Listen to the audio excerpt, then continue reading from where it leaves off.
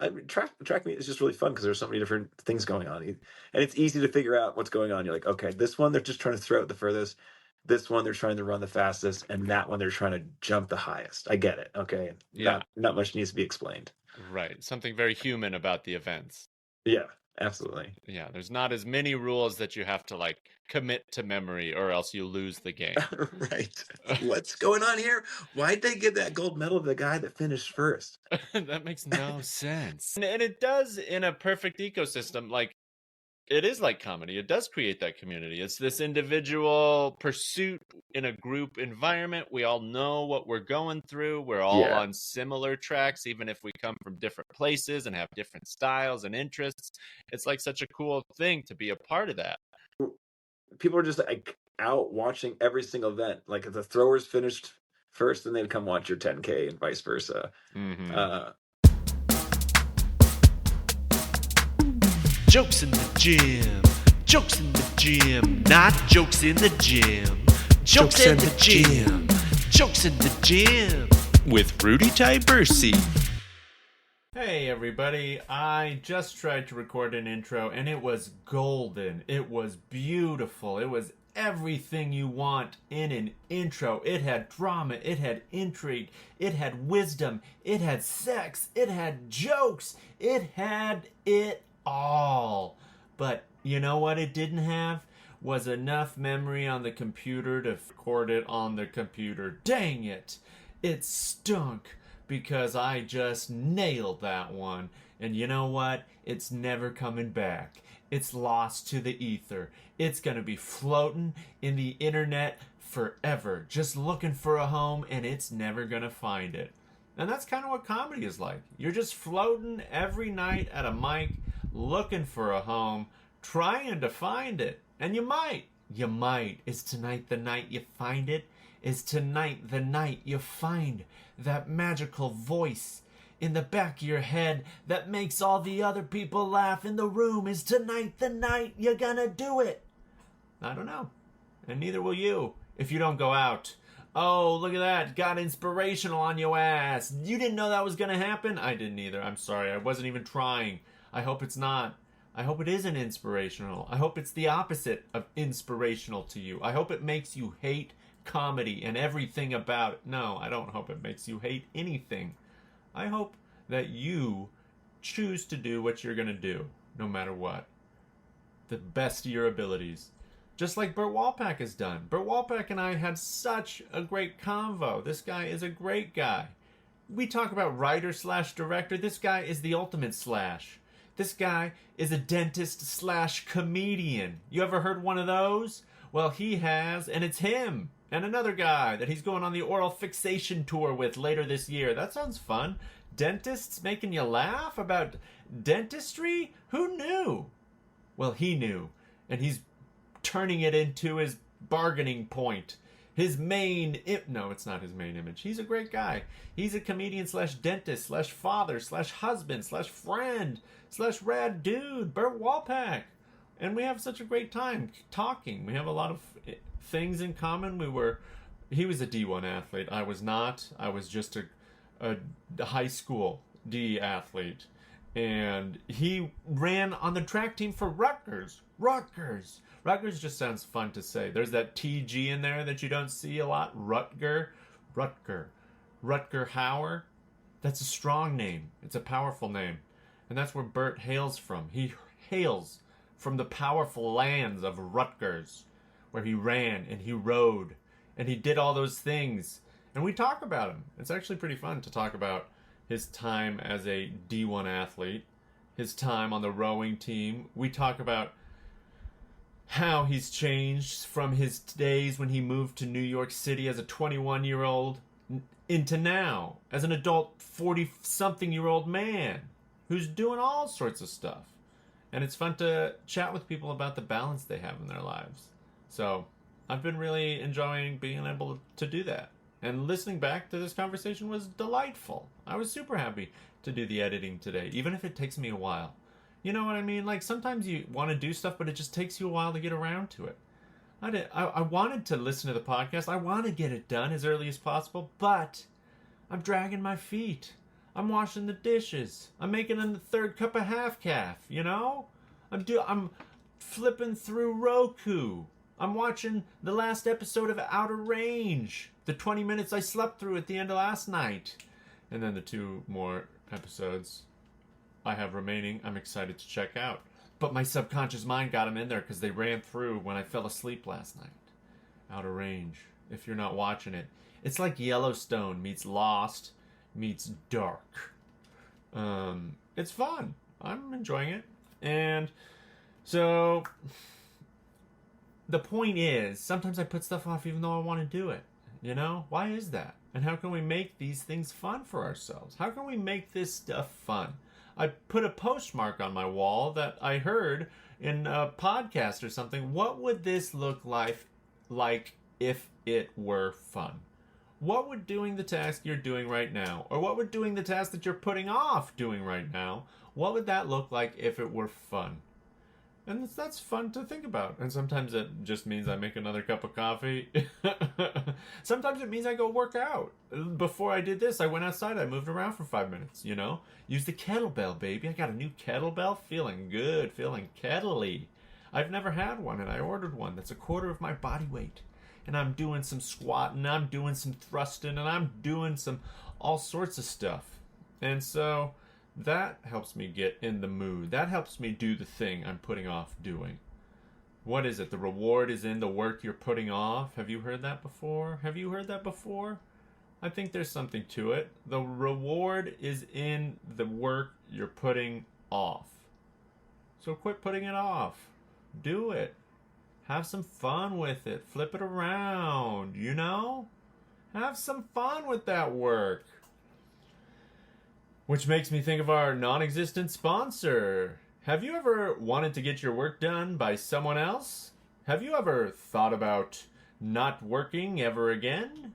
Have you ever wanted a computer to do all of your work? Well, we live in a time where that's possible. When you have AI generations, you have everything you need to never work again. AI generations, for the generations who say AI. There's today's non-existent sponsor. Content that is fake and not real. So, today, that's the intro. Unless it doesn't get recorded. So, we're going to push end recording and see what happens. And hopefully the next thing you hear is me and Bert Walpack talking. Hey everyone, welcome to the podcast. Thank you for stopping by. This is Jokes in the Gym with Rudy Tyburczy. I'm your host, Rudy Tyburczy, and I'm stoked to have my guest here today. He's a friend. He's another comedian here in Eugene. He's also a dentist. He has a comedy album. The comedy album is called 1 out of 5 Dentists. One of my favorite album titles I've heard in a long time. He's going on a comedy dental-based tour this summer called Oral Fixation with another comedian / dentist here in the Northwest. Put your hands together for Bert Walpack. Yeah! Oh, thank you. Thank you. I can't believe it. Gosh. We got Big Bert. Bert, how you doing? Good. I'm glad our agents could work this out. It just was scheduling conflict here and there, but finally, I'm here. You're there. Perfect. It's beautiful. Gosh, those agents just get in the way of all our fun, don't they? I wish I could just talk to you directly sometimes. I know.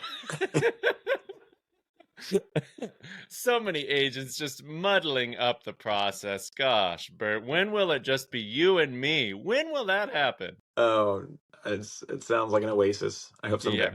Yeah.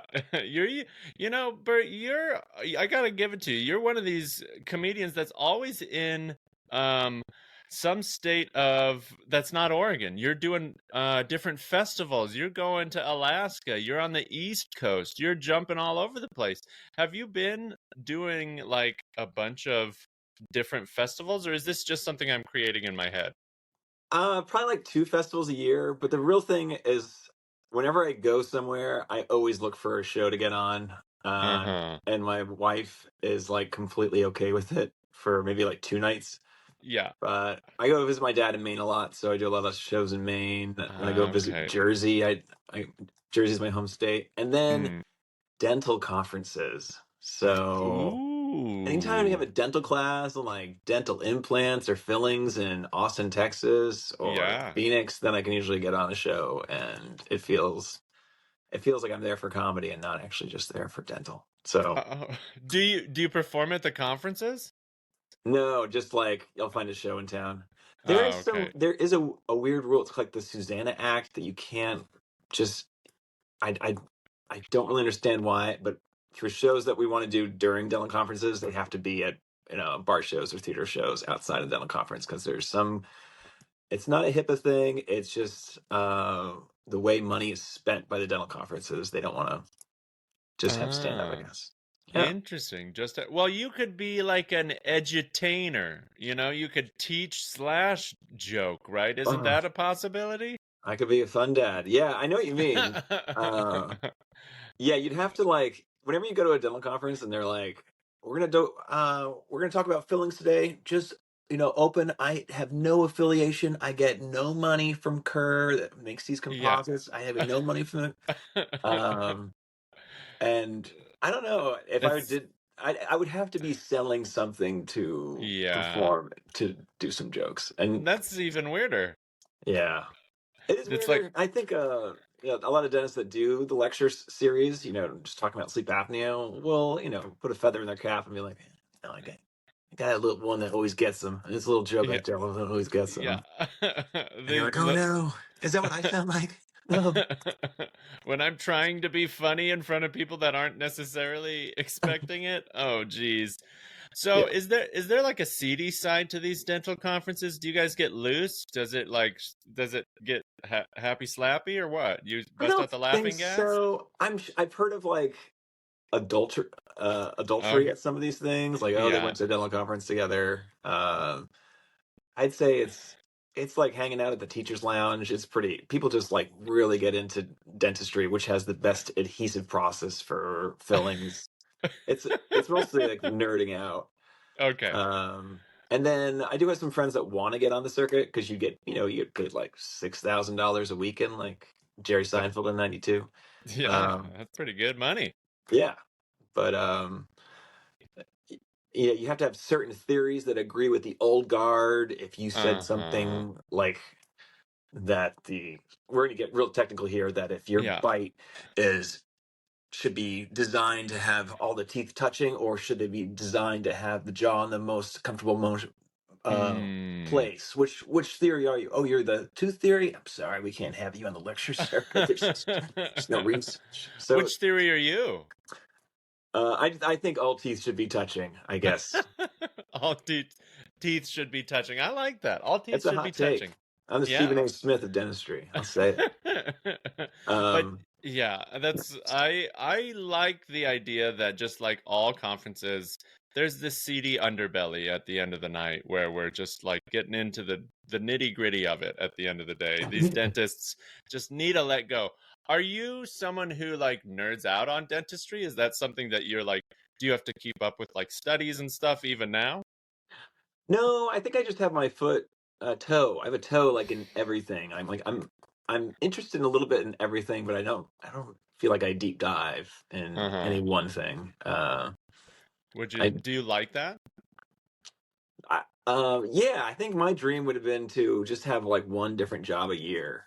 Um, yeah, So what's next on the wheel of jobs? What's another one on the spinning job possibilities when you were whenever thinking I about yeah, this one I've been thinking about the last year. Whenever my sons get picked up for school, I'm like, oh, I would love to be a bus driver. them? Um, Who is it that's a bus driver? Somebody in the scene. Oh, Piper. Jamie's friend. She's a bus driver, I think, these oh, I didn't days. know that. I'll ask her about that. Yeah, get some bus driving goss. Yeah, I mean, I'll get the gossip. He greets the kids, and then every Friday he gives our kids like lollipops to go home. And the only time that he kind of dropped the ball was the time that he drove my sons back to the garage because they were both sleeping on the bus. And then he was like, "Do you want me to drive him back to your house, or do you want to come pick him up at the garage?" And Well, we chose to pick him up at the garage because I just wanted to see a bus garage.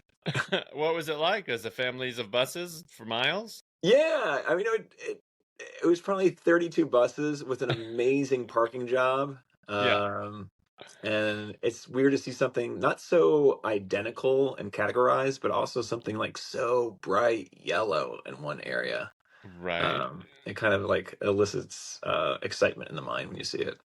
That's what you like, that symmetry of, side to side. You're a dentist. You like getting I those like right in I place. like those front two teeth to be in occlusion. I do. Well, yeah, you've worked in my mouth a few times. You've been in several of my family members' heads, I guess. I did. Yeah, thanks for Yes. that. You bet. Yeah, I was thinking about this. You have to be able to really feel out vibes as a dentist. Is like, because you're like so close to people, it literally in their bodies while they're awake. And like, are you just picking up on how they are feeling, or is it just kind of like a separate thing? Usually I like before I meet someone for the first time, I usually ask my staff like what's going on? Are they nice? I just Uh-huh. are they nice? And then if they're nice, I like to just ask them where they're from and what they do for a living. Crowd work them, make sure Yeah. they're not a heckler.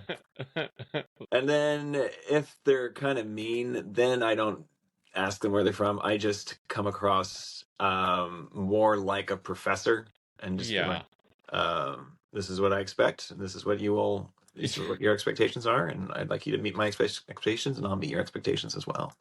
And Very professional. then, yeah, also try, if there's like a cavity or something that needs to be done, just watch it on those people that you're just kind of scared to work on. Yeah. We'll do it in 3 years.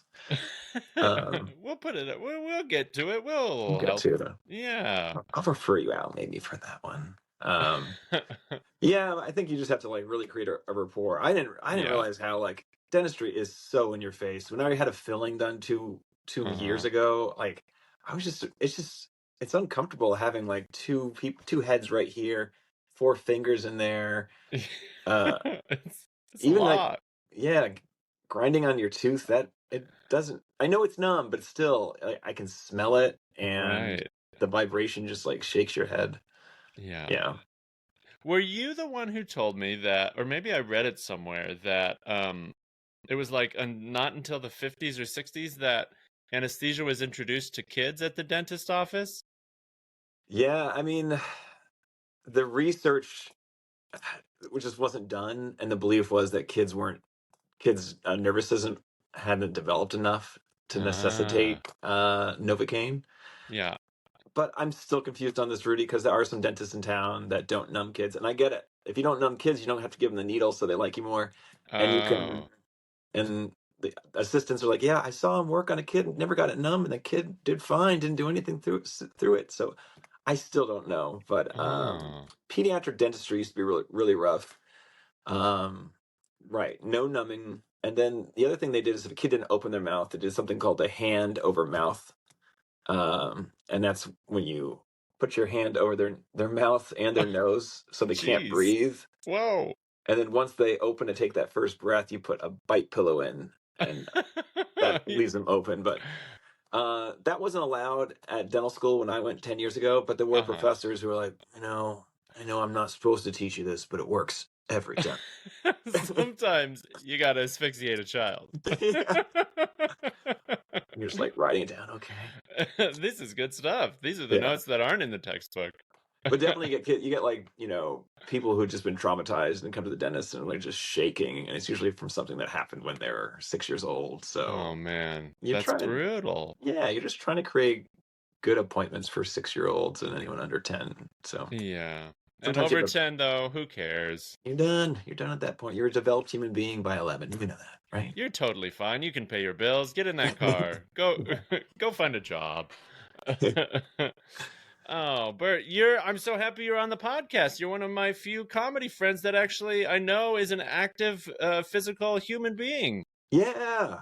It's so We missed you at basketball, Rudy. We had the first Eugene comedy scene basketball game, and I was like, oh, Rudy Tyburski's going to be there, but I wish I was at the next year. Y. Yeah, I was working. Yeah. How'd it go? Um, Did you bust some J's, do some dunks? Dr. I Dunk. had so much fun. Yeah, I was a little nervous before, as if it was a real game. of course.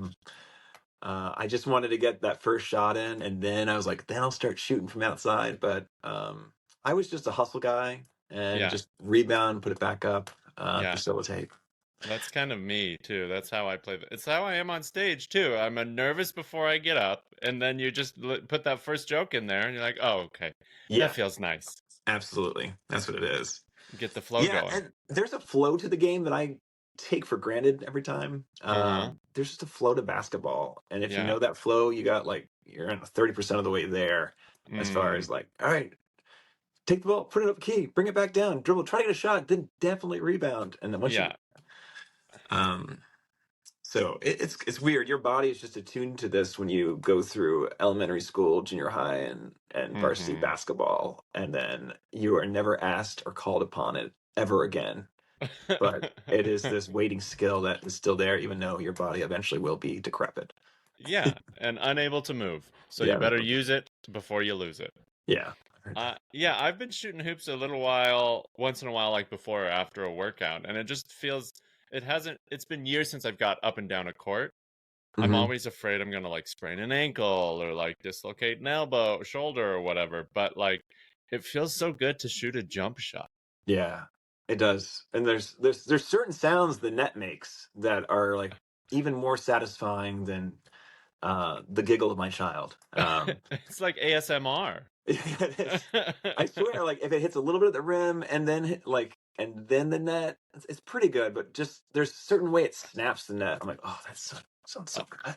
Oh yeah, when you get a swish, when you get nothing but net up there, you're like, oh my gosh, I feel like Steph Curry up in this dish. Yeah, It's so nice. yeah. And my Oh, son's doing it now, and he's 8, so we play at the 8-foot rim, mm, and you I dunk just on like him.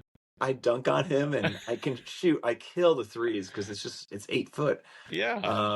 But it's like it's so fun to just see him loving the game as much as I loved him as loved the game. Yeah, It's just there's just genetics involved in that.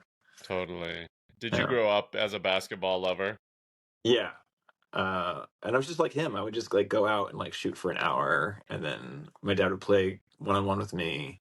Yeah. But it just correlates so well to stand up. It's like I I do the same thing, just like go to as many open mics, as many shows as you can get, and Mm-hmm. then like the same uh and the nerves you get beforehand, and also the same thing I got from basketball, whereas like if I played okay, then I played terrible, and I don't know why I'm Yeah. doing this. So yeah, the good and the bad of being hard on yourself.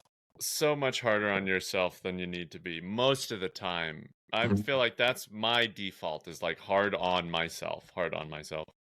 I know, but there's also the argument. There's like, well, that's why that's why you're so successful at this kind of stuff because I am hard on myself. So it's Mm-hmm. like what gives you the drive is also just what you know puts you in the fetal position sometimes in the middle of the night.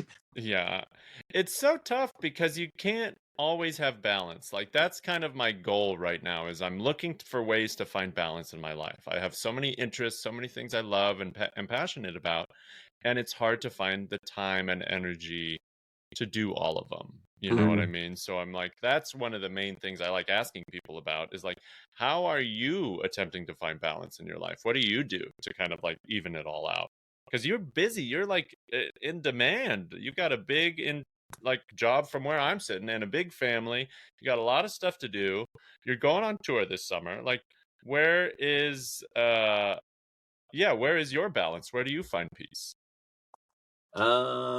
Yeah, so most of my life is family. We have 3 children, Yeah, and I've been married for 10 years. Probably yeah, it's cliche, but it's the most important thing too because it's just that bedrock you can go back to every night. for And sure. then yeah, the job is uh, the other two things are jobs, my job and stand up.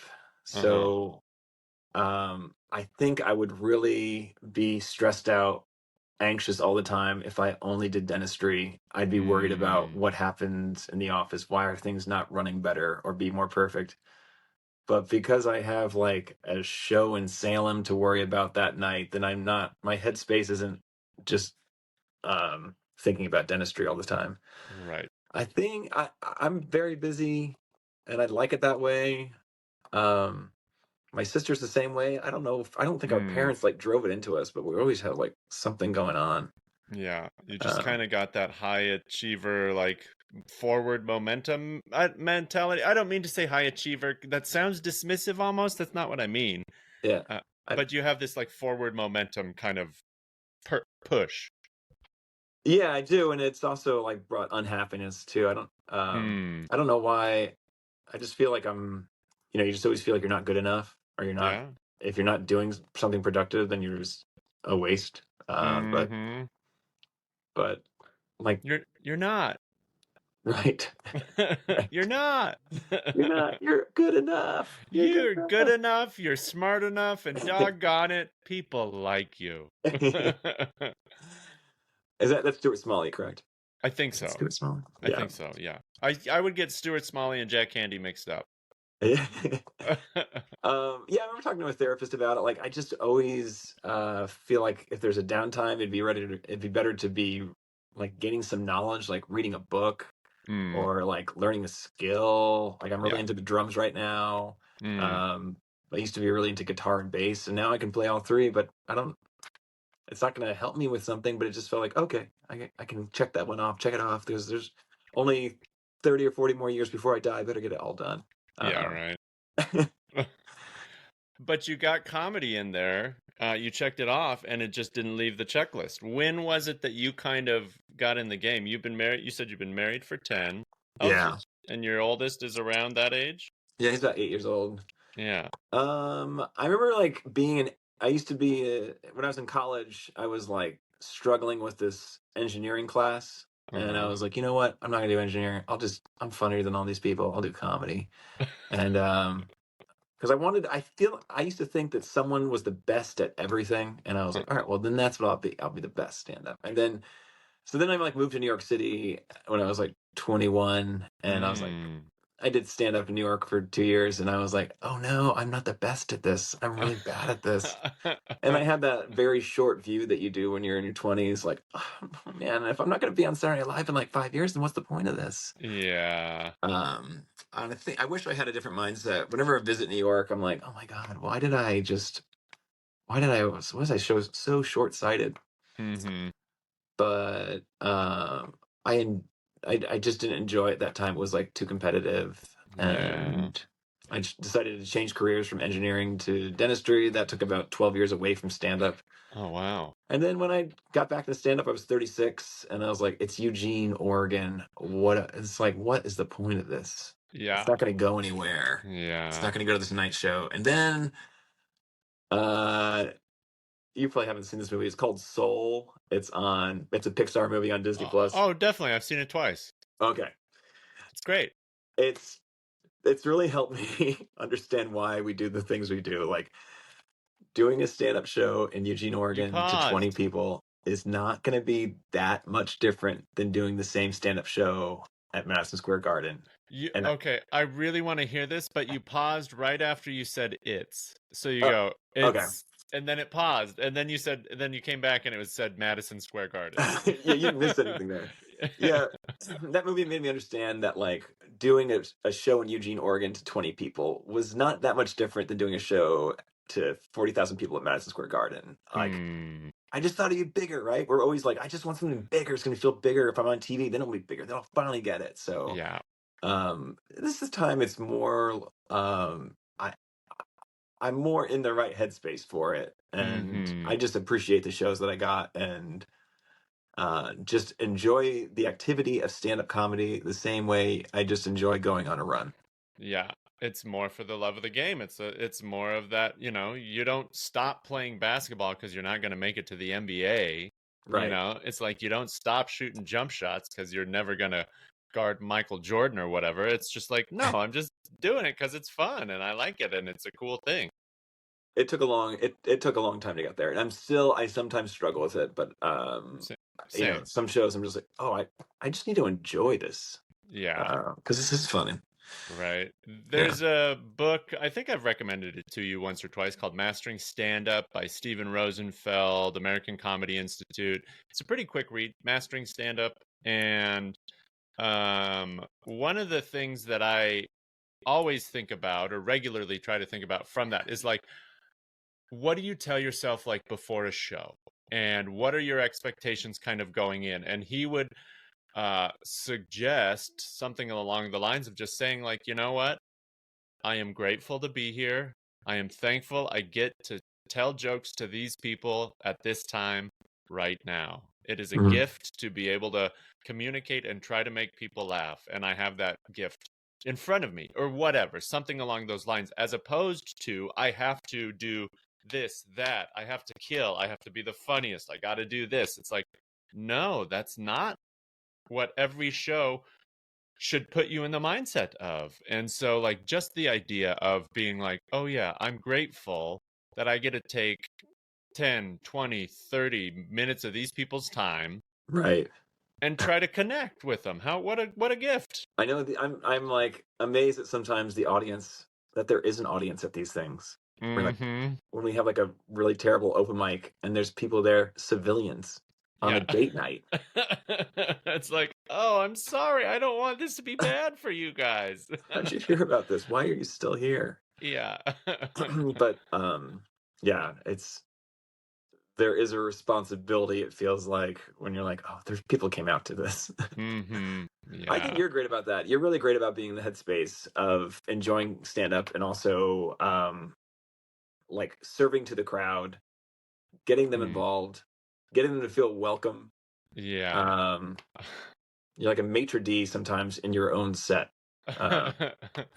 Because it's all about vibes in my estimation, you know? It's not all about vibes. You want good jokes, you want it to be a fun experience, but in order to do that, you got to grease the wheels sometime. You got to use everything in the toolbox. You got to use some charm, you got to use some crowd work, you got to use some laughter yourself, because it's like people have been telling me a lot lately, you're very comfortable on, you look so confident or comfortable on stage, and it's nobody's like, that was a great joke. It was like, you look like you're having fun up there. And you know what, for 14 years in the game, if I can still be having fun up there, that's a big victory. Yeah, you're right. You know, it's like, how do it? Last night there was 10 people at a show. You know what I mean? Like, we did a Uh-huh. show at a new place and there's 10 people there. Pretty much everybody stayed for all 5 comics or whatever. And it's a little awkward, but guess what? We're up there and we're trying to have fun for the whole time. And I think if the audience sees you trying to have fun and remembering to do that, they're going to be in a place where they're more receptive to it. Oh, I think they're relieved. Yeah. Instead of seeing someone just squirm up there like, I mean, you just you have a way of making them feel comfortable. I'm keep struggling not calling these people patients, but make customers, clients, audience. We need You're really good patience in about the seats. yeah, putting patients in the seats. Yeah. Different seats. Don't recline. Yeah. We're going into their head just through different holes. Yes, you're right. Yes, not often used. Yeah. So, but yeah, it's important to think of the audience experience. You know what I mean? Like, that's a thing that I try to do, because I do try to look at stuff, comedy as a service, because it is. We're providing a service for the people that are there with us, and I think it's cool to try to create and capture moments authentically on stage, and that comes from a place of comfort, I think. Yeah. And so I want to be comfortable up there, and so I think that's why I'm kind of like, I want to check out the space, I want to see it before I'm performing. It doesn't, but that's not always possible, you know. Last night was an example of that. You show up to a little brewery that's in a construction area in West Eugene off of West 11th, you know, like, and there's 10 people there and you just go for it. It's fun, but Yeah. you don't always get to choose. Nope. Hmm. So you're doing a lot. You're working out. I see you at the gym. I see you Yeah. at the Y. What has your gym or workout routine lately consisted of? How's that been going for you? I try to go 3 times a week Love it. and go to the YMCA because my mother-in-law Booyah. bought us a year-long subscription. Ooh. Not to do a free plug to YMCA, but it comes with childcare for 2 hours a day. So Heck yeah, it does. that's been really. I used to do a home gym. I used to do Peloton at home, but now we do Peloton because of the childcare. I Is the really like. childcare so nice?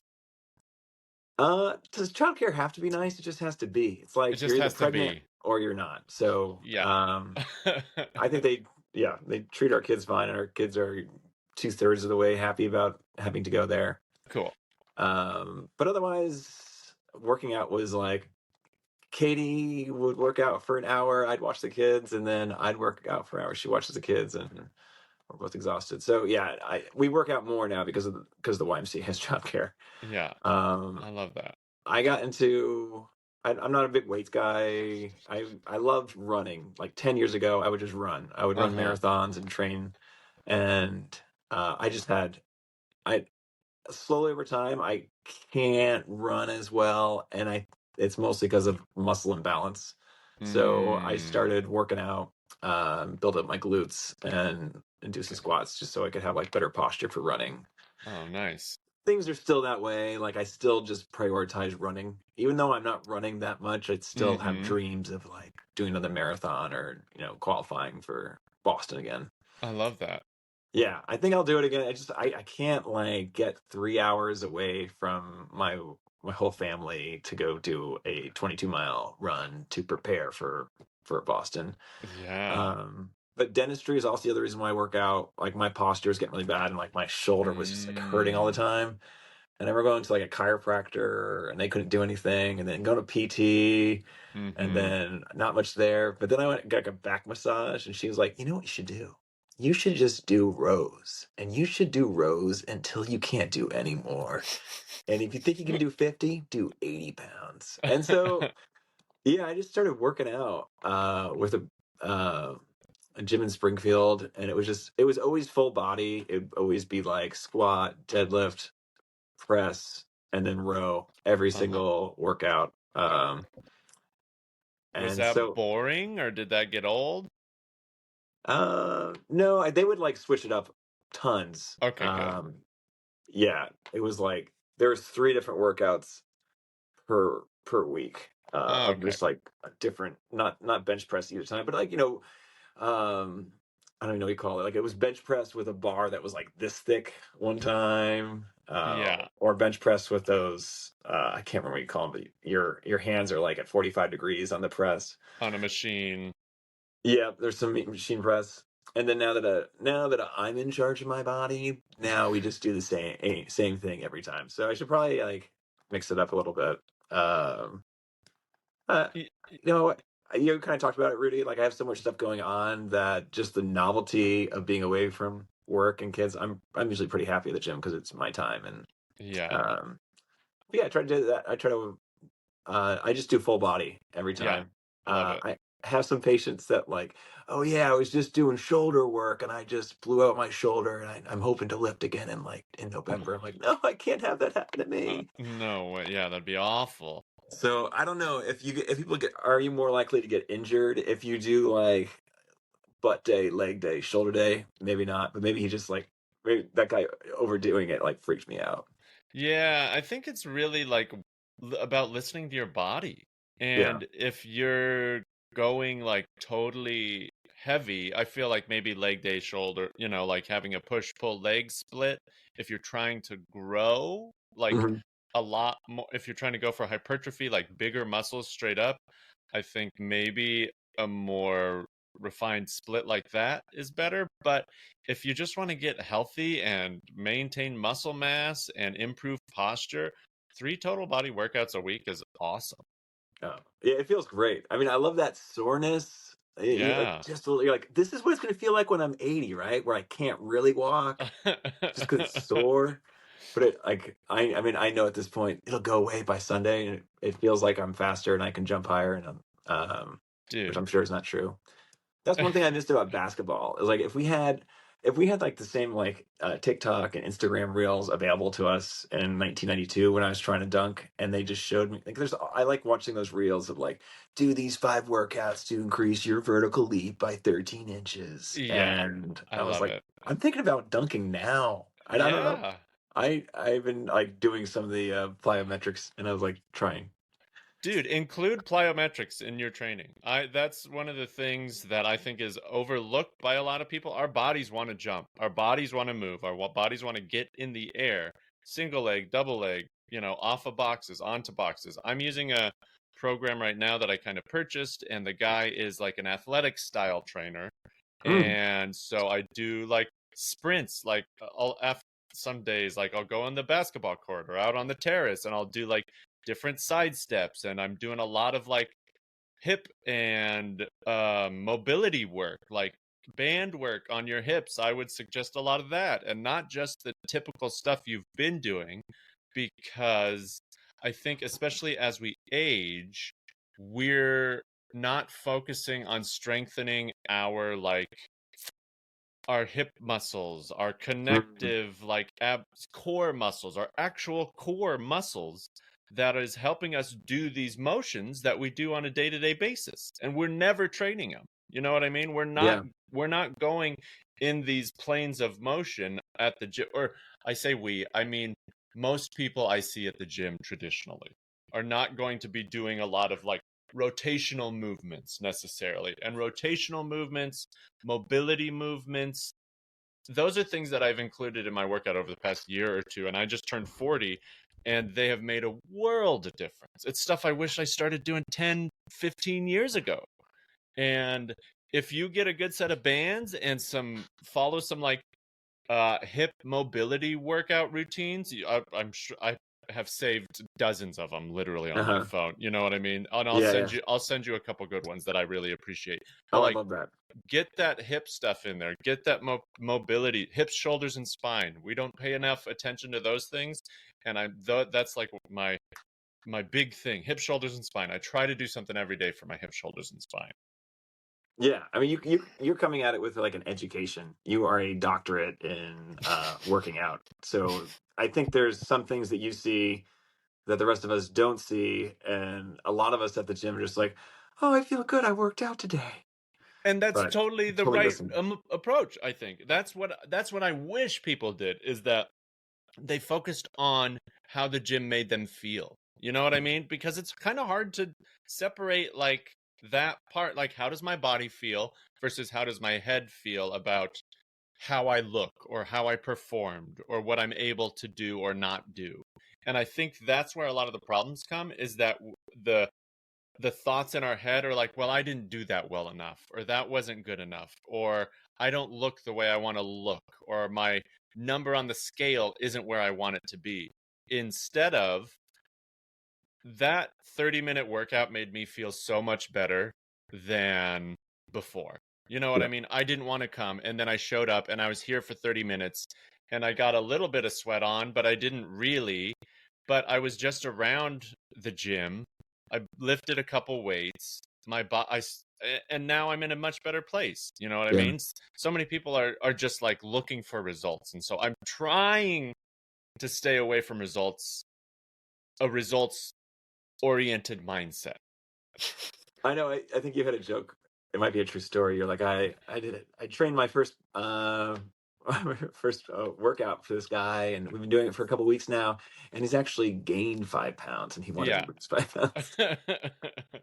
Yeah, and that's one of my jokes about training, and it got a laugh last night, essentially, that Yeah. kind. And so because it's fun to feel better. That's what the focus should be on, you know? Hmm. And we're not always going to be losing the weight. We're not always, if you have very specific goals, people can help you get there. There is the information for you to get there. There is a way for you to get to the place you want to be, or at least get closer to it.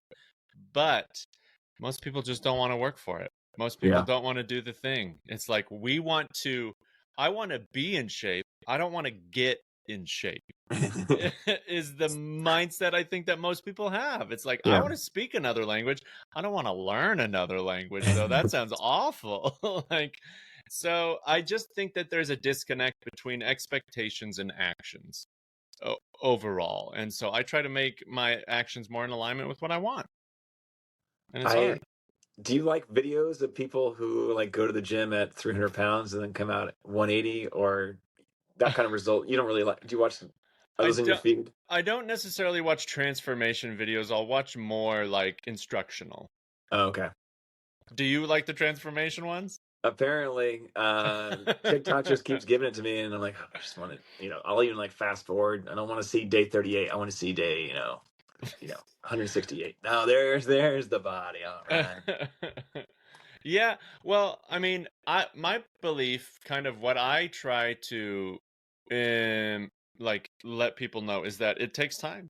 If you want a big change, it's going to take at least 3 months, 90 days. If you want to make a change in your life, in your body, in your lifestyle, you totally can. It's probably not going to happen this week or even this month, though.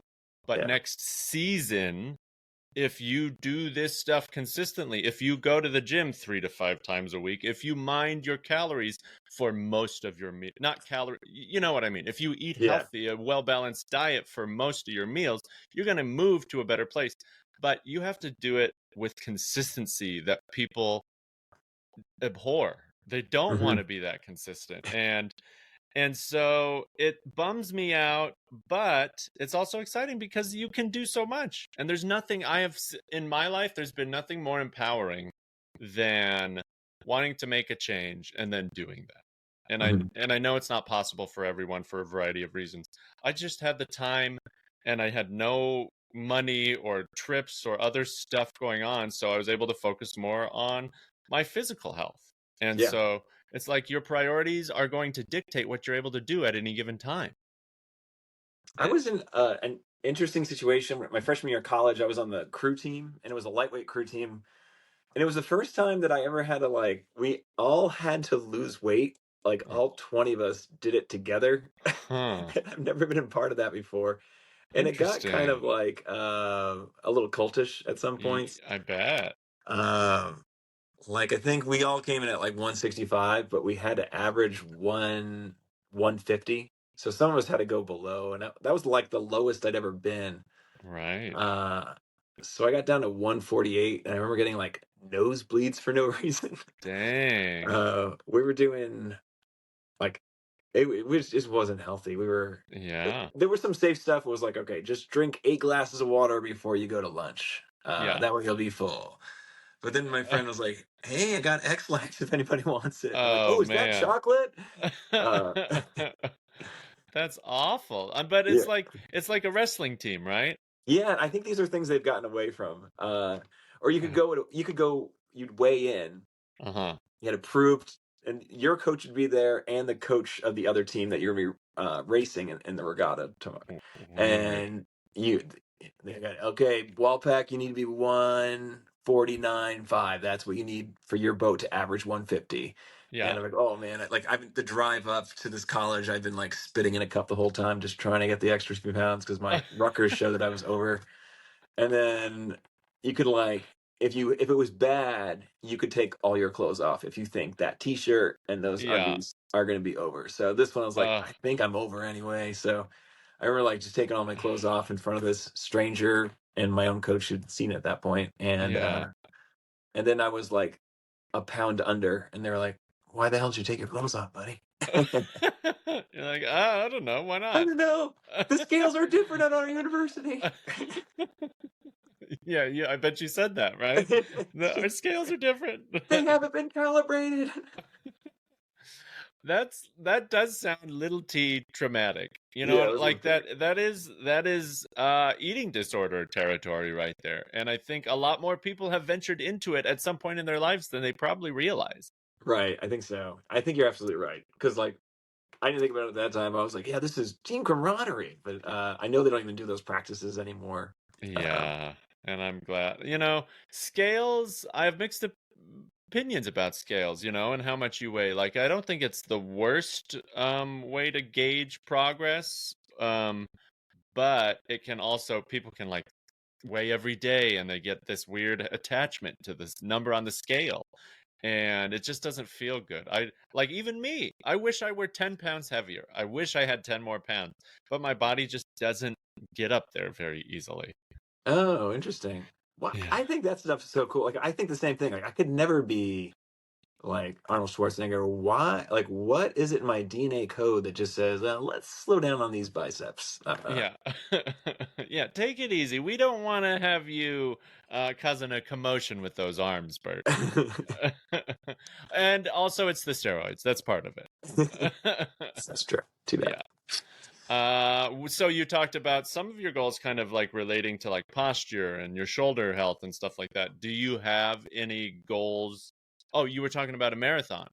That's my goal again. Yeah, I still look at it. I was gonna run. I want to qualify for Boston again. I did Boston in 2017, and I had a really good. I think I ran 2:55 to get into Boston, and then when I got into Boston, I blew up, and I ran a 3:33. And after about 8 miles, like Boston's not an out and back. It's start in Hopkinton, and then you finish 26 miles later downtown somewhere Boston. else. So after like 8 miles, I was like, I am not feeling this. And I went to like the aid station. I was like, hey, listen, I'm not going to do that. Could someone just pick me up? Yeah. And they were like, yeah, someone pick you up. We got to wait for all these runners to go through. So it won't be for another like 4 hours. And I was like, all right, I'll just run it. You begrudgingly finished a marathon.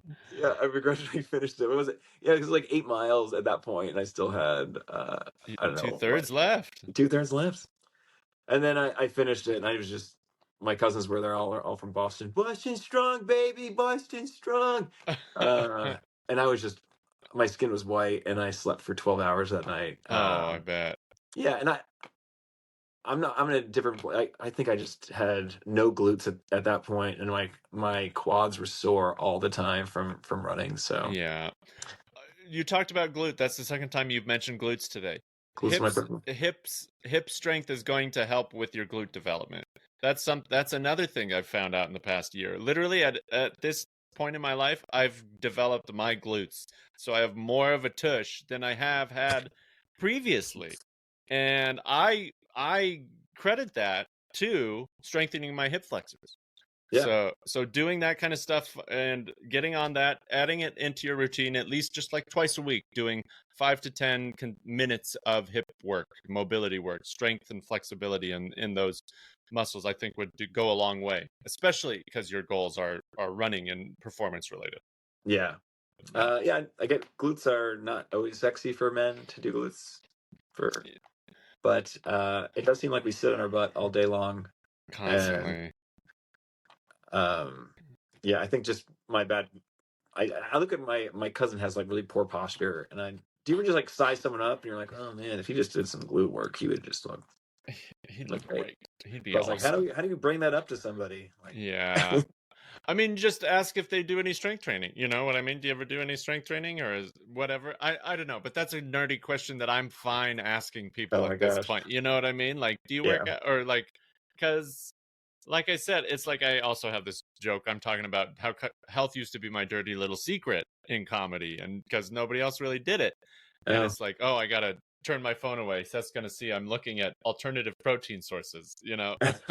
I think like NFL is even worse to be talking about in a comedy scene.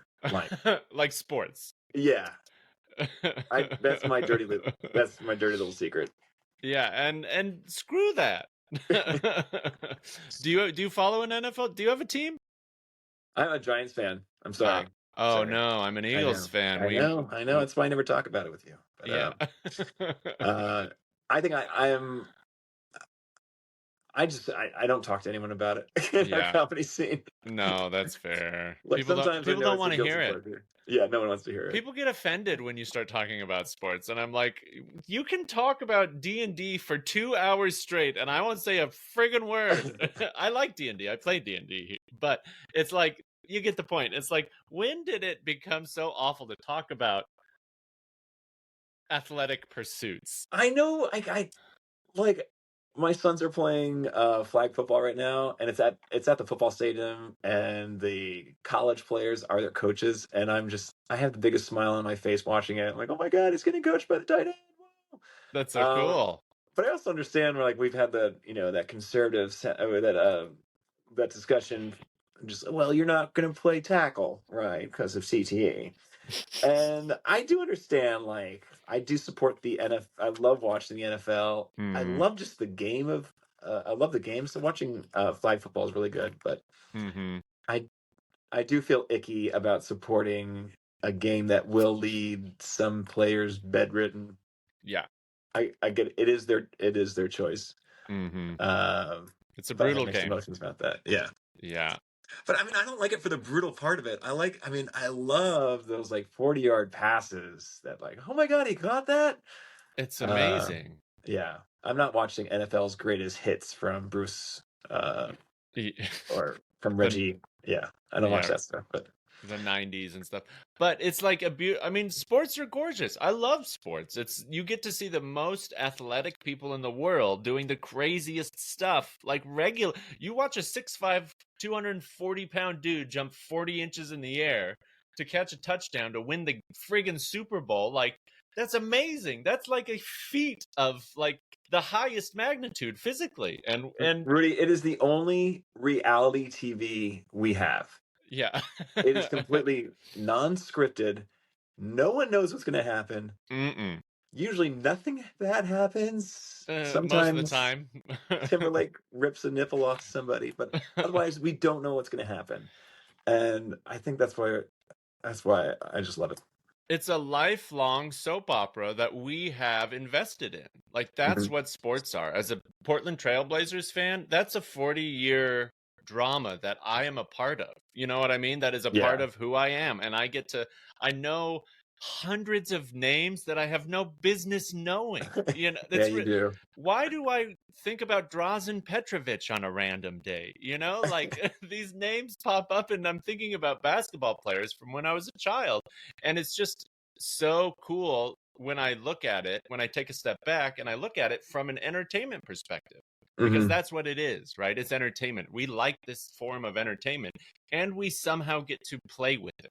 It somehow becomes a part of our identity in a weird, for some people, it becomes a huge part of their identity. Yeah. And it also, I think I love sports and I'm still drawn to them because it's still such a connective activity, right? It's still so connective. You and I get a chat about the Blazers. We're going to go see a Blazer game sometime in the next year or two, right? We've been talking about it for a while. And so it's like, that's so much fun. I went to a quadruple overtime Blazers playoff game with 4 of my closest friends against the Denver Nuggets that they won at the Moda Center, like 4 overtime. It was insanity. It was the closest I've gotten to God in a long time. You know what I mean? It's like you're in that room with that feeling, with those 20,000 people that you are connected with through your love of this sport and this random ass amalgamation of colors that we put on grown men. Know, and these grown 20-year-old millionaire men that we idolize, how is it not a religious experience? We're watching them on the biggest stage. They're on the TV. They're getting the most money of anybody. We know how much money these people are getting paid. How insane is that? How crazy would it be if everybody you met had a dollar amount next to them and you're like, oh, this guy makes 80 grand. I should be nicer to him or whatever. It's like crazy to me. And it's just so much fun. It's such a release from the rest of the world, which is ultimately what we want. And yes, there's so much bullshit that goes along with sports and waste that goes along with media and entertainment of any kind. And like players get taken advantage of, and there's, all sorts of creeps in every walk of life. So sports is going to be no different. Money just amplifies your creepiness or your goodness, I think. So it's just been fun to have stuff like that to connect with, like you and other people over the years. And it's not the same thing we connect with everybody about, but it's fun to be able to have those things that get you closer to people. I think there's been like dads in the past that have ruined sports, or the fathers were really into sports and they ruined it for their sons and daughters because their dads were assholes, right? Right. Hey, I'm watching the Mets game. And like, I think just as long as it's like taken in appropriately and not used as an excuse to not be good to the rest of your family, then we could have a more positive association with sports. Totally. I Yeah. kind of I associate cool sports fans like I do kind of cool religious people. Like, oh, I didn't know you were a Bengals fan. It's like, oh, Right. I didn't know you went to church. It's like you just seemed like a good guy. So now it makes sense. You are a Bengals fan. Yeah. You're a good human being. Yeah, you're a Giants fan. I know why you held Now, it back. now you understand. What do you think is what fans are the nicest in the NFL? Ooh, nicest fans in the NFL. It's got to be fans of a bad team, right? It's got to be bad football. Not the Niners. I've been getting a lot of flack from Niners fans lately. It's Like the nobody in the... Jaguars then? Ooh, Jaguars could be it. Have you seen The Good Place, the show The Good Place? Yeah. There's a running Jaguars joke. One of the guys just is from Jacksonville and he loves the Jaguars because I they're remember such that. like a laughing stock. The guy, oh, I forget his name. He's like the dopey character of the 4 or 5. But yeah, he loves the Jaguars. And who is it? Blake Bortles, their former Yeah. QB. Jaguar. My best friend is a Jaguars fan. My best friend from childhood. He's a Jaguars fan. So I get points for Jaguars. Oh. Um, And he's a nice guy. Salt of the Earth, John Okay. Essa. Yeah. So maybe it's the Jaguars are the nicest fans. I'm not opposed to that. One vote for Jaguars. If I find out any more, if I get any more info, I'll let you know. I think for college sports, I really like the Nebraska people. The Nebraska people. Yeah, very humble. They travel well. When they go to your college town, they're like, "Oh, I really like it here." I've never heard them say something cross about any Big Ten school that they've been to. Yeah, gross overgeneralization, but I'd say the Ohio State fans could be a little bit nicer. They could be a little nicer. Yeah, Yeah. it's spoken like a true they could learn from Boilermaker. the Cornhuskers. Yeah. Oh yeah, the Cornhuskers. Yes. Where did you go to undergrad? Where was your stuff? I went to Rutgers. Okay. I saw the big R behind you. Yeah. There's an R. I thought it was for Rudy, but whatever, it's fine. Rudy. No, it's funny because Rutgers sounds like a private school, but it's a state school, and I think we're like we're pretty bad at everything except women's soccer. Okay, cool. Yeah, our track team. I was on the track team for a while. Ooh, you're a D1 athlete? I was a D1 athlete for track. That's pretty cool, huh? Yeah, that's exciting. What did you do? I did the 5,000 and 10,000, which is like it's a 3-mile race and a 10 and a 6-mile race, and then in the fall it's cross country, which is like an 8K, which is about 5-mile race. I like cross country more. Track is great because I mean on your track team is like distance. There's like buff sprinters, big guys. There's pole vault. There's throwers who are just like a different, like all they do is throw. They're linemen. And so you just have all these different personalities coming together. We had a great field team. Like we had great jav and we had great we had one of the best jab throwers, and when I left we had a really good shot putter. So we were thinking about changing our name to Rutgers Field because we don't need the track. We don't really score ever in track. Yeah. Well, that's such a fun sport because there's so many sports involved, and it's got that co-ed vibe. So it's like men and women working together. The different events are like at the same time, basically, aren't they? It's like mixed throughout the day. So everybody's kind of doing their thing. You get to see how everybody's progressing and stuff like that. You get to be a psycho warming up in the corner while Trisha's running the 110 hurdles, and and then you just go do your chuck a ball as far as you can. Yeah, and like Oregon does really well having it all central, located in one area. Usually for safety, they try to really get javelin out away from the track because you can find videos of people throwing the jav and it like landing in someone's calf during a 10K.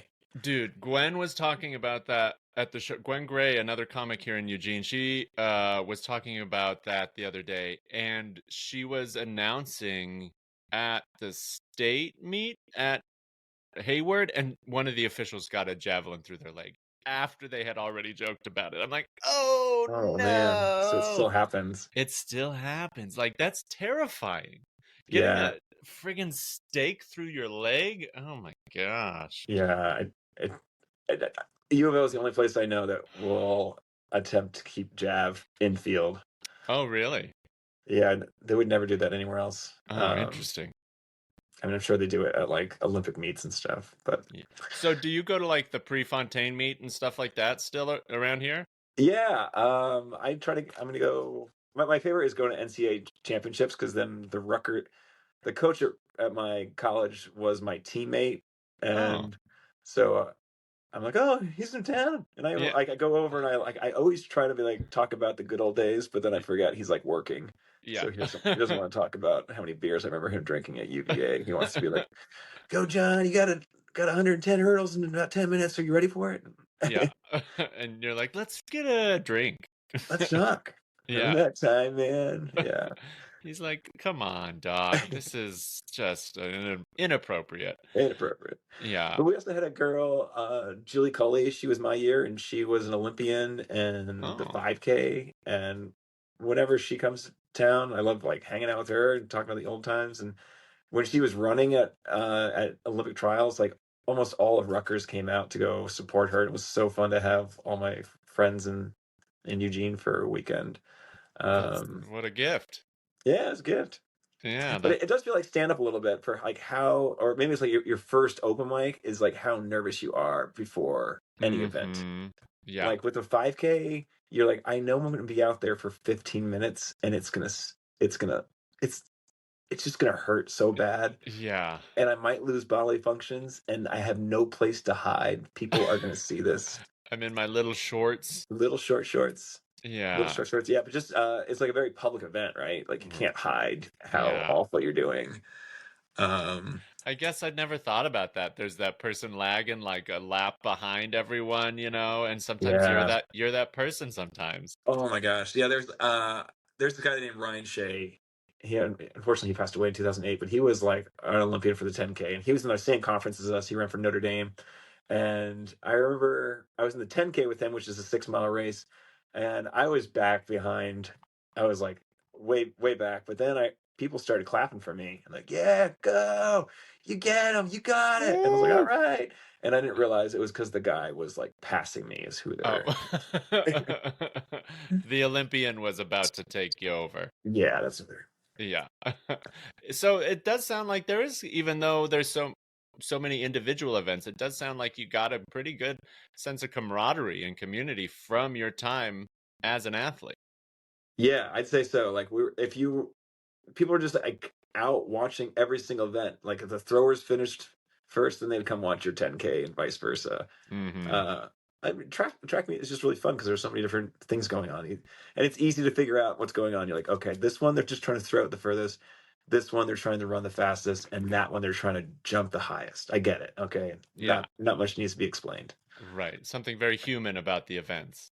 Yeah, absolutely. Yeah, there's not as many rules that you have to like commit to memory or else you lose the game. Right. What's going on here? Why'd they give that gold medal to the guy that finished first? That makes no sense. Well, that's great. Yeah, and it does, in a perfect ecosystem, like it is like comedy. It does create that community. It's this individual pursuit in a group environment. We all know what we're going through. We're all Yeah. on similar tracks, even if we come from different places and have different styles and interests. It's like such a cool thing to be a part of that. And so that's one of the things I really like about like these shows we did last weekend, the PowerPoint shows, or these random shows around town Yeah. that aren't like your typical shows all the time. Have you done any shows recently that have stuck out as like really fun or weird or cool? I mean, the PowerPoint show, I love PowerPoint show. One, because it gives a visual to your jokes, but two, I really like doing characters. Yeah. You did a if you're big one. Yeah, I did Walt Disney. I was Walt Disney for the That show. was pretty good. And the nice thing about being Walt Disney or any character is you're not really responsible for your words. Mm-hmm. Um, you can speak what you think he would say. Yeah. We don't. I mean, there's some feeling that he was anti-Semitic. There's some feeling that he was racist. I'm Uh-huh. not. I'm not sure. But you could like lean into that and not be, and not the crowd doesn't have trouble with it because they know it's Walt It's Disney you're talking it's about. Walt that's in Yeah. that spot. Yeah. And I love character work, mask work, putting something on. And that's almost what I do when I get on stage anyways. It's almost a character in itself, the performance face of it all, because it's like, no, this is us. These are jokes. You know what I Yeah. mean? And I try to kind of just go up there with that energy. Like, oh, how am I going to make us laugh? How am I Mhm. going to make all of us laugh by being ridiculous? And yeah, Walt being a Walt Disney or a robot character, like I was a, AI type Yeah. character. And so you get to take these chances and these risks that you wouldn't normally take. And I think it can even inform some of your regular work, because you might find a joke or a thread through that character that you could somehow, weave into your normal act. Hmm. So it's just fun to play around. There's some comics in our scene that like have different voices when they perform, and sometimes I'm like wondering if it's like a golf swing, like they don't even realize they're doing it, like they have this like Mm, pitch, or if there's something about having a lower voice that they just feel more confident on stage. And yeah, it's weird. I noticed I have a persona that's a little bit different than me, and I have a different way of talking, and I'm not sure sometimes like is that nerves or is that just self gratification? Like this is the way I should sound like, so I'm going to do this. For you, I don't realize that you like. I feel like you're definitely more outgoing, and mm-hmm. you seem like, oh my god, this guy is like the guy he just wants to hang out and be everyone's friend, this Rudy. And then get a beer with Rudy afterwards, and you might want to, kind of stay in Hang the out. back a little bit. Yeah. Well, the way I look at it is performing is like parts of yourself magnified. So it's aspects of you and your personality and your performance and your writing, but magnified times, I say, 125%, in a way that lends itself to performance, to comedy. So, like, what aspects of myself that are authentic can I amplify to this audience to get these points and feelings across? So it's like, I want to be me, but I know I got to turn up the volume a little bit. And so it's like, I do look at it like a performance. I do look at it like the race. I do look at it like the game, because it's like, you got to have that triple threat. You got to be able to like nail your planned stuff, and you got to be able to like adjust on the fly with Hmm. what's going on. So it's like that triple point, that triple threat stance in basketball. Am I going to pass, shoot, or dunk right now? What's going to happen? And and so I actually do kind of like train physically with that mindset. Like, how can I be strong and flexible and balanced both in my training and on stage? And that's kind of what I'm trying to inhabit these days. It doesn't always work, because sometimes I'm too tired to do it successfully, or sometimes I haven't eaten enough, or Yeah, I know. sometimes my mind is somewhere else, or I got 5 hours of sleep last night. That is my hardest one to overcome. That's my hardest challenge currently, when I've gotten a less than ideal night's rest and I have to perform later that night, and maybe I've had to work that day or whatever. It's like, how do I get to the place where I can perform a way that I'm at least satisfied with? Methamphetamines. Perfect. Yes. I take a smaller amount than I used to, though. Okay. Yeah. So it's half calf and half meth. One thing Joe from the comedy club was telling me that I don't really think about is he's like, I guess in Eugene we're kind of like low energy. Mm-hmm. He's like, well, in San Diego you do these big shows and you're like running around stage, hey, where's all my people at? All my people at? And like we would never do that. And I'm not sure if it's to it, is it a deficit that we don't do that? But yeah, usually you just start monotone, and that's the way we kind of do things up here. You're definitely more expressive than most of us, but Y- uh, I think it's in part because open mics are so poorly attended. hmm. And That's what he so, was saying. He was saying like we should have shows. He was like, you guys should have shows with like 200 people. And I was like, yeah, great yeah, no. idea. I love that idea. How can we do that? How many seats are in this place? Oh, only Yeah. 140 seats. Yeah, and it's hard, but I find that the energy is easier to find when there's more people there. And Yeah. it's just easier to access because the hoop is going to be a bit bigger. You know what I mean? It's going to be a little easier to make that shot when there's 50 people in the crowd as opposed to 5 or 8. You know I what don't I even mean? know if Eugene wants it. Maybe they do. I need to go to like one of those Holt Center shows and see like what Jim Gaffigan moves around, or like Yeah. does Gabriella Iglesias come to Matt Knight or something like, or Right. any McDonald's shows. I just feel like I It's don't so even know, like distant. Eugene is just so subdued to begin with. Who is it? I think Segura is doing the Cuthbert in Oof, September. an And it's outdoor like, venue. yeah, I saw Martin Short and Steve Martin there. And Oh, you saw that? Yeah. yeah, it was cool. It wasn't like amazing. That venue is weird for comedy. You know what I Yeah. mean? It's like Slice times 100. And I love the Cuthbert, but I kind of want to go, even though I'm not like a huge Segura guy, but I'd like to see what that's like, you know? So It's wait, this the Steve Martin was that was like a belly full of laughs, or was it doing songs?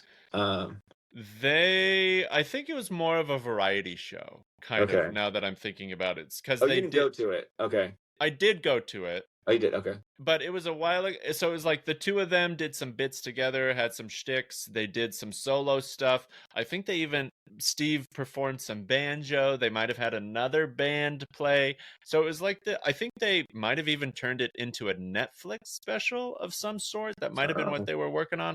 Because I think there's one out there.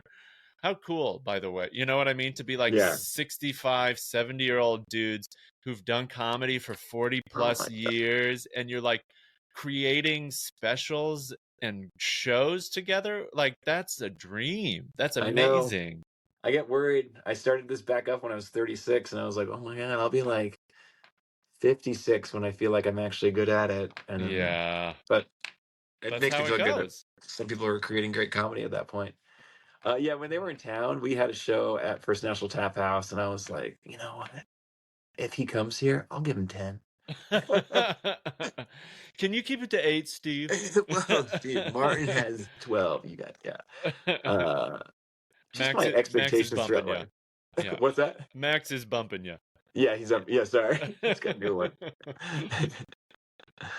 Yeah. No. So, when you're 56, right? You're what, 46 now? Is that what I Yeah, gathered from your last comment? 44. Yeah, 44. So it's like you've been doing comedy for 20 plus years essentially, but like Mhm. maybe actively another decade recently, right? Right, yeah. So like you talked about New York when you were younger. What do you wish you knew when you moved to New York at age 21 as a comedian? What perspective now do you wish you could imbue on young, impressionable Doc Holland? Yeah, I think I was like hoping it would be my career. Mm. So the stakes were too high for me. Mm. And I just could not, just you have to wait. Yeah. And I don't think I really enjoyed writing and performing, whereas Yeah. now I really enjoy it. Mm. And it was just because it was like it was supposed to be a career. Yeah. And that's why. And I was getting much more upset then when I got passed for something. And I don't mean a big pass. I mean like I didn't get to flyer at this show to go do 5 minutes at it or something like that. Right. Yeah. So like everything was just like all or nothing. Every slight was felt even more, Yeah. and It's good. you just weren't ready for it.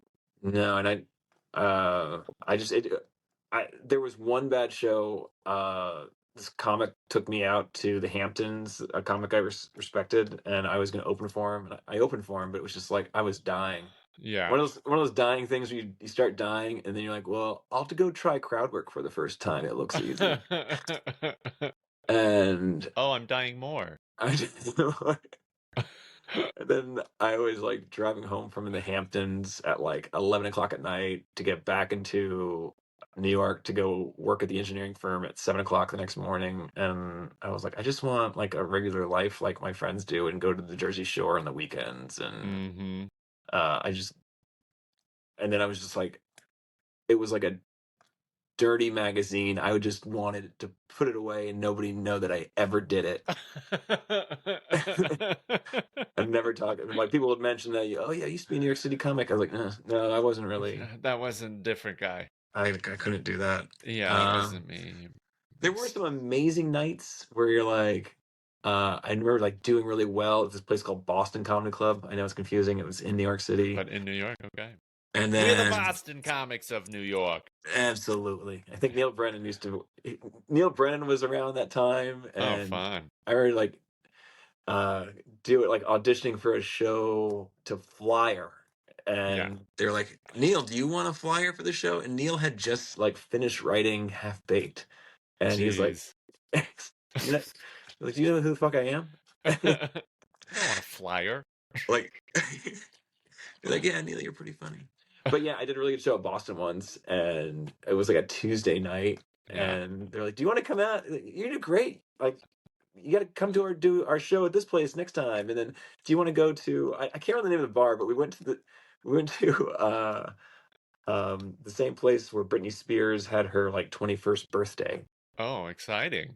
Yeah, and Justin Timberlake was there, and I just come No off a way. show, and I was like, oh my god, and that felt like I had made it for about three weeks, and after that, Oh, I love it. yeah, I love how a thing like that can just keep you going for a while. It's like, I breathe the same air as JT. Oh my god, that was the quote for me. I think about that all the time. I think about the oxygen consumption from celebrities. Yeah. Can I get some of your CO2? What is it? Your carbon? I know it'll choke me. I know I really need O2, but I would just still really Yeah. like that.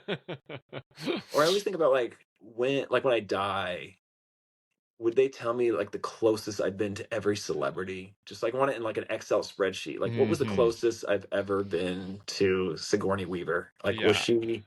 we had the same like masseuse at one point when I was going to in Albuquerque, New Mexico. Yeah. I'd like a spreadsheet heavy St. Peter's trip when I go die. I want to know like how much food I ate. Yeah. How many times someone wanted to kill me. Oh. Oh, how many times and who was in love with me at some point that I just completely missed? Hell yeah. I want to know all this. Have you turned this into a bit, Bert? No, I haven't. But There's a way to do it somehow. yeah, there's some stuff I just want to know at the end. Yeah, I love that. You could put that after your mom dying bit. Oh, maybe I'll do You that. could find a way to function that. Like, I wonder how many times my mom X, Y, or Z. You know what I mean? So it's like, Yeah. and then you can put it into your stuff too. Yeah, it's like at the end of laser tag, like they'll show on laser tag like how many times you've been shot, how many times you shot somebody. Yeah. Like that's the kind of stuff I want to know. I I wish want to know that how close I've been to death. I want to know like you almost died at this one point.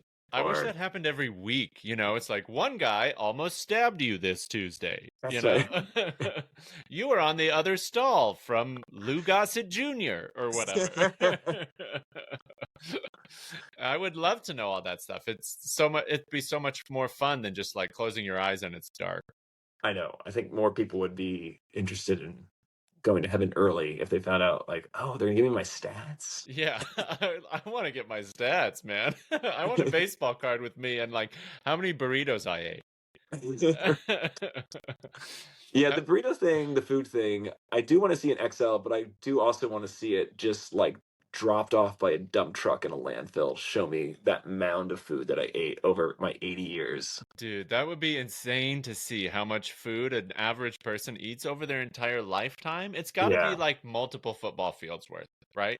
It might be. Yeah, and it would be nice to break it up and just like, all right, I just want to see Oreos today. I just Yeah. want to see double stuff. How many Oreos have I eaten in my entire life? How many times have I taken a dump in a public restroom? Oh, I mean, to get dirty, yeah, I do also want to see the accumulation of waste I've created. Yeah. What has come out of my body? Yeah. Show that in a swimming pool. What's the Olympic size amount of stuff that's left me? It seems like we really rely, like we're so into the amount of time you spend sleeping, the amount of time you spend on the toilet throughout your life. But I want to know like the inflow, outflow. Yeah, life is about consumption. That's what we're taught. So if you were able to teach yourself one thing about comedy, about something, like what do you wish it was that you knew when you got back into the game? Or another way to answer the question would be, what's some advice that you have gotten that sticks with you to this day? The advice thing, I'll go back on the movie Soul. It Yeah. just like doesn't have to be a TV show or Tonight Show to be fun or to feel like a rewarded life from this. I think when I started, I was like, my goal is to perform in front of 3,000 people. But now I would like to really write an amazing, like 12 minutes on ESPN or sports or the New Jersey Nets, something that I'm like really passionate about, so that it indulges me and it indulges the audience. I absolutely love that. Sam Miller shared some advice that Gabe Rutledge shared with him, which was along the lines of that, which is like, talk about things you find funny and invite the audience to laugh with you. And I just love that idea so much. That's what we're doing. We're inviting people to laugh. We're giving you the opportunity to laugh. So it's like, what makes me laugh? And if you find that, then you'll hopefully be able to translate that to others. Yeah.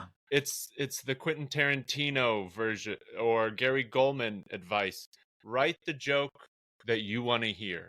Make the movie that you want to see. Yeah, and I think we're all circling around it, especially early on in our comedy careers. Like we're like, I'll do a joke about that. I got a joke about that. But like slowly you get closer and closer to writing about things that you find interesting. It's just like one or two jokes that I'll have like, oh, that's what really interests me. But I would like to eventually just go deep dive in something that just excites your brain, that releases dopamine.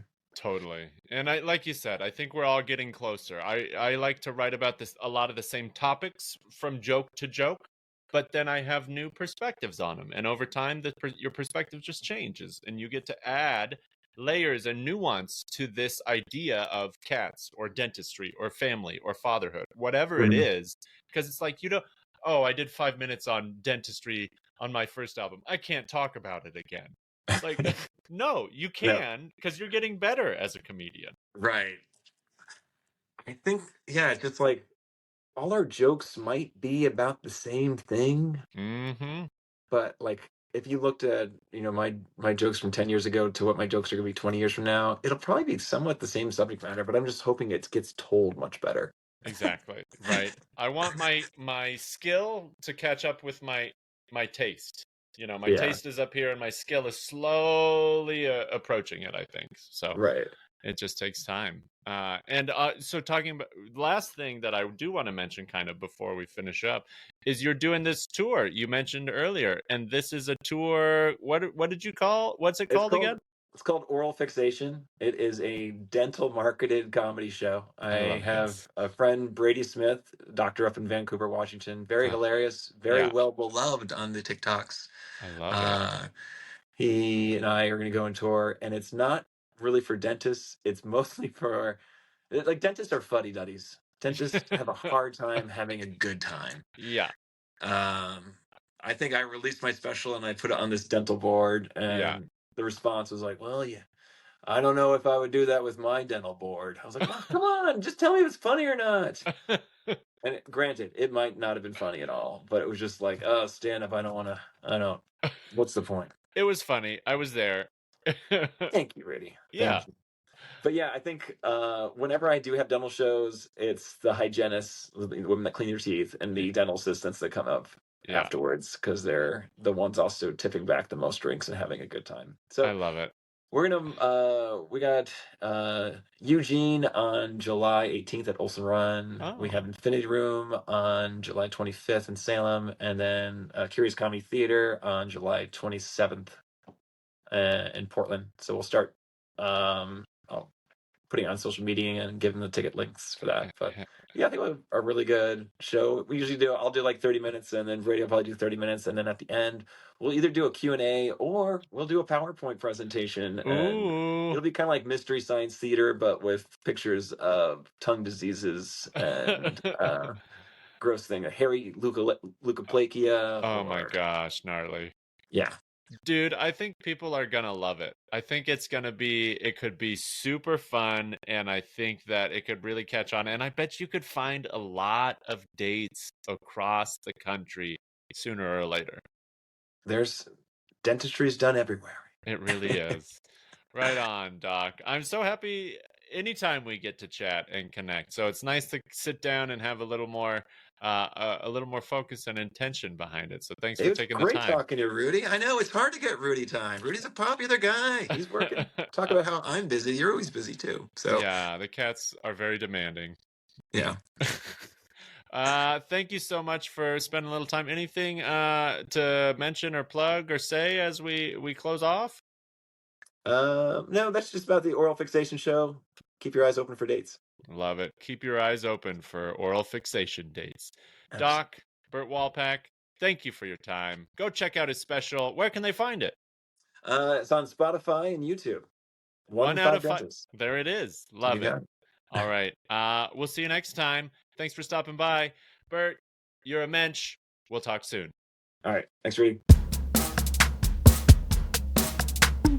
Jokes in the gym. Jokes in the gym. Not jokes in the gym. Jokes in the gym. Jokes in the gym. With Rudy Tyburczy.